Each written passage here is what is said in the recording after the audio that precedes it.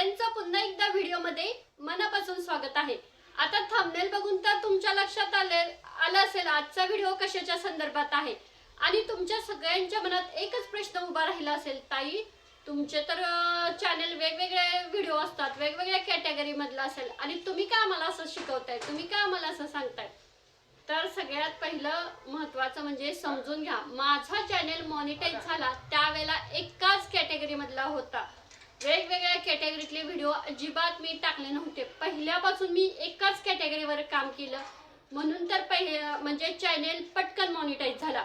आपण YouTube मध्ये नवीन असतो, आपल्याला YouTubeच्या संदर्भात काही माहिती नसती, फक्त असं वाटतं म्हणजे वेगवेगळे व्हिडिओ टाकले तर कोणत्या ना कोणत्या व्हिडिओतून तरी आपल्याला व्ह्यूज मिळतील, पण अजिबात ही चुकी करू नका। कारण मी स्वतःना पहिल्यांदा स्वामी महाराजांचे व्हिडिओ बनवत होते आणि त्यामध्येच माझा चॅनल पटकन मॉनिटाईज झाला। जे यूट्यूबर आहेत मोठमोठे ज्यांचे पटकन चॅनल मॉनिटाईज झाले त्यांचे पहिले व्हिडिओ बघा, त्यांनी एकाच कॅटेगरीवर काम केलंय। जर यूट्यूबला असं अलाउड असतं वेगवेगळ्या कॅटेगरीतले व्हिडिओ टाकायला, तर यूट्यूबने कॅटेगरी दिलीच नसती ना। यूट्यूबने आपल्याला कॅटेगरी कशासाठी दिली आहे, काहीतरी त्याचा नियम असेल ना।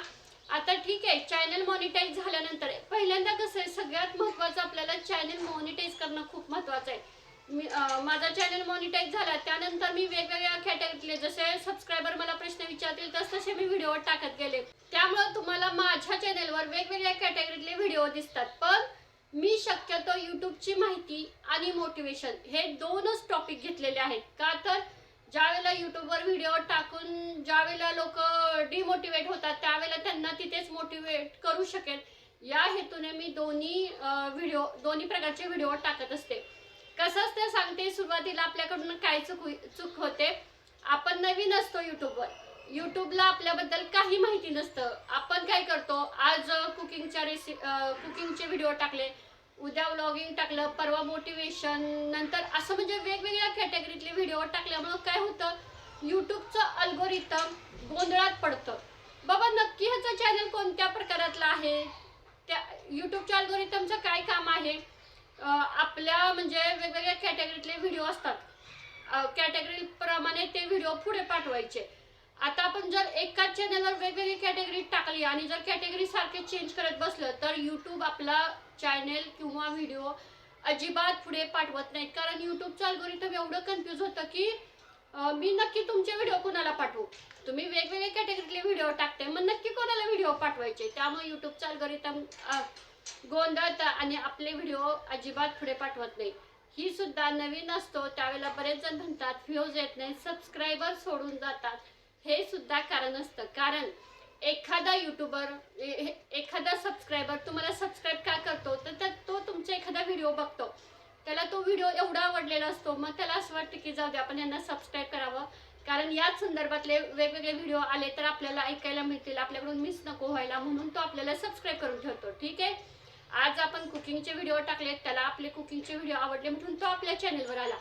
पण जर उद्या मी धार्मिक माहिती द्यायला सुरुवात केली, परवा टेकचे व्हिडिओ टाकले, तर तो पण कन्फ्यूज होणार। यूट्यूबचा अल्गोरिथम तर कन्फ्यूज असणारच, पण तो सुद्धा कन्फ्यूज होणार की अरे मला तर रेसिपी बघायच्या होत्या आणि हे काही वेगवेगळं टाकायला लागलं, मग तो जरी व्हिडिओ आला ना तरी स्किप करणार किंवा अनसबस्क्राईब करणार। मग यूट्यूबच्या अल्गोरिथमला असं वाटतं की यांच्या व्हिडिओमध्ये यांच्या चॅनलमध्ये काहीच नाहीये, लोक बघायलाच मागत नाहीत, सारख्या वेगवेगळ्या कॅटेगरीतले व्हिडिओ पडतायत। त्यामुळे बऱ्याच वेळेला यूट्यूब आपले व्हिडिओ किंवा चॅनल पुढे पाठवत नाही। त्यामुळे तुम्ही यूट्यूबवर नवीन असाल, अजून चॅनल मॉनिटाईज झाला नसेल, तर पहिली ही गोष्ट करा की तुम्ही पहिली एकच कॅटेगरी सिलेक्ट करा चॅनल मॉनिटाईज होईपर्यंत।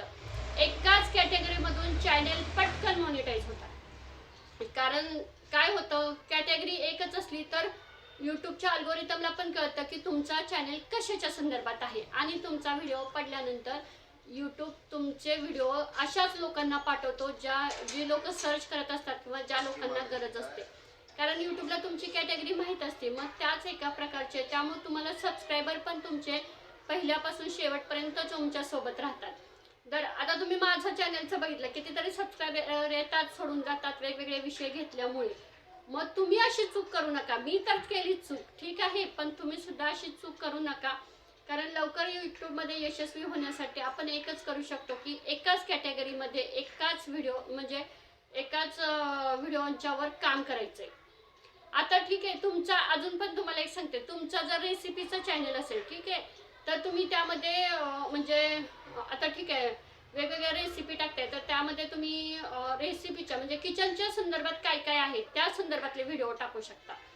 नंतर आता माझा टेकचा चॅनल आहे, तर मी मोटिवेशन आणि टेक या दोन्ही गोष्टी करू शकते. म्हणजे एकाच टॉपिक एकाच विषयावर तुम्हाला व्हिडिओ सापडत नसतील तर त्याला रिलेटेड असा दुसरा विषय कोणता वापरू शकतो हे बघा. कारण यूट्यूबचं अल्गोरिदम एवढं गोंधळतं ना, आणि प्रेक्षक आपले जे सबस्क्रायबर असतात ना ते पण गोंधळतात. का तर ते म्हणतात आज ह्याने हा टाकलाय उद्या तो टाकतोय, नक्की काय चाललंय, म्हणजे हा एका जागेवर स्थिर नाहीये, मग आपला चॅनल तरी एका जागेवर कसा स्थिर होईल. त्यामुळे चॅनल मॉनिटाईज होईपर्यंत तुम्ही एकाच कॅटेगरीमध्ये काम करणं खूप महत्त्वाचं आहे. कारण यूट्यूबच्या नवीन अपडेट नवीन पॉलिसी दिवसेंदिवस एवढ्या येत आहेत ना की बसच. आणि प्रत्येक वेळी काही ना काहीतरी पॉलिसी येत असते आणि त्यात बरोबर आपण अडकत असतो. मग आपण अडकायला नको, त्यातून बाहेर पडण्यासाठीच आपण काय करायचं, यूट्यूबच्या एकाच कॅटेगरीवर काम करायचंय. तुम्ही ना तुम्हाला करायचं आहे ना, तर त्याच्या रिलेटेड कोणते व्हिडिओ टाकू शकते ते सिलेक्ट करा. अजिबात असं करू नका.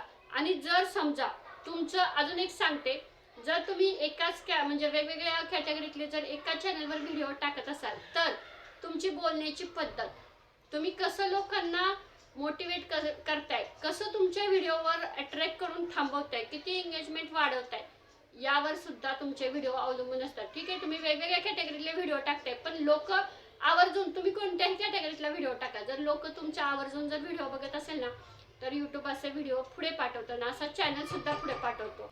आपल्याला यूट्यूबवर पटकन लवकर यशस्वी व्हायचंय ना, पण तर एकच करायचं, यूट्यूबवर एकाच कॅटेगरीमधले व्हिडिओ टाकायचे. सुरुवातीला तरी तुम्ही एकच कॅटेगरी घेऊन उतरा.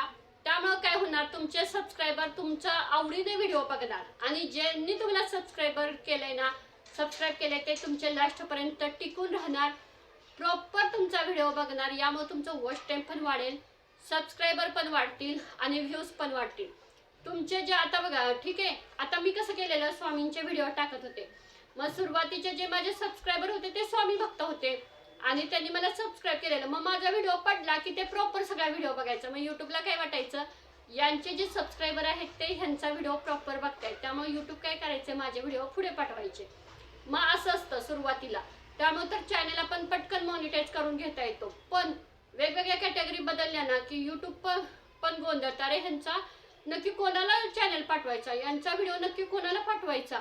वेगवेगळे कॅटेगरीतले लोक आहेत. यूट्यूबनं आपल्याला तशी कॅटेगरी सुद्धा दिलेली आहे. तुम्ही जर सेटिंगच्या ऑप्शनमध्ये गेला तर तिथे यूट्यूबची कॅटेगरी दाखवते, कोणत्या कॅटेगरीमध्ये कोणते चॅनल येतो ते सुद्धा यूट्यूबनं सांगितलेलं आहे. त्याप्रमाणेच तुम्ही यूट्यूबवर काम करा.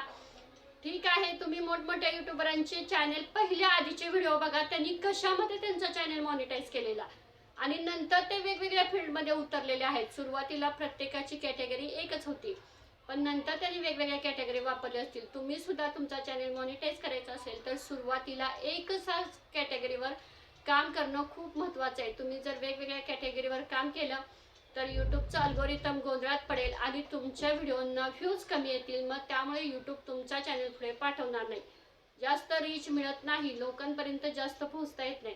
त्यामुळे शक्य होईल तेवढं तुम्ही एकाच कॅटेगरीवर काम करण्याचा प्रयत्न करा.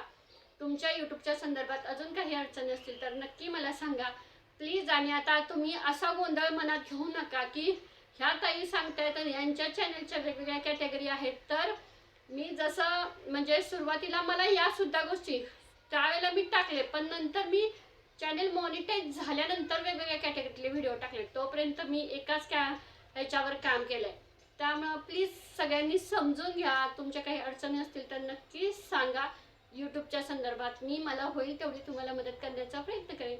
हा व्हिडिओ इथंच थांबवते. श्री स्वामी समर्थ.